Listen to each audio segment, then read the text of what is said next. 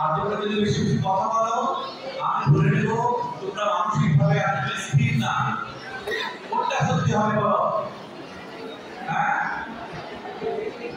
তো আজকে এই একটা অনবদ্য অনুষ্ঠানের যারা আয়োজন করেছেন, বিশেষ করে স্পন্সর করেছেন বিশ্ববিদ্যালয় পরিক্রমা এবং এই দুটো সংস্থাকে আমি অন্তরের অন্তর্চিত্র থেকে শুভেচ্ছা এবং অভিনন্দন জানাচ্ছি। এই দুটো প্রতিষ্ঠান এমন একটা মহৎ উদ্যোগ নিয়ে আজকে আমাদেরকে এখানে একত্রিত করেছে, যেটা কিন্তু আমার হিংসার কারণ হয়ে গেছে।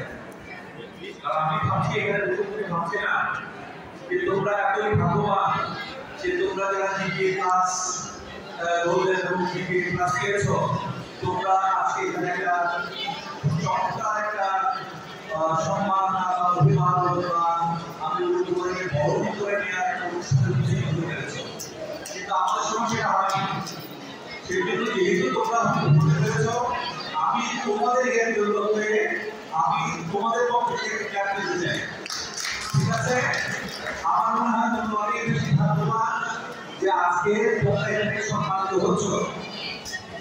তার কারণ বলবো যে মঞ্চ সাথে দেখতে পাচ্ছ, মঞ্চ বিশিষ্ট সম্মানিত সমাজের প্রতিষ্ঠিত ব্যক্তিবর্গ যারা এখানে রয়েছেন।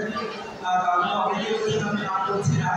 আমাদের প্রাক্তন মন্ত্রী ম্যাডাম রয়েছেন, বর্তমানে সভাপতিত্ব প্রধানমন্ত্রী হিসেবে আছেন, সমাজসেবা দপ্তরের মহামন্ত্রী মহোদয়, এছাড়া অনেকেই গণ্যমান্য ব্যক্তি এখানে আছেন, যাদের ইতিহাস যদি তোমরা একটু পর্যালোচনা করো বা কিছু জানতে চাও, তাহলে তোমরা দেখতে পাবে তারা সবাই কিন্তু ভালো ছাত্র ছিলেন।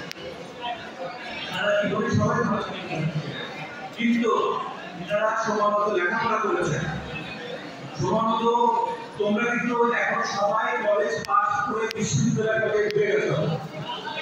সবাইকে আমি এখন কথা বলছি যারা বিশ্ববিদ্যালয়ে পড়াশোনা করে বা যে লেভেলে পড়াশোনা করে আমি তাদের সাথে কথা বলছি, কিন্তু আপনি যে ছোট ছোট প্রতিষ্ঠানের সাথে কথা বলছি না।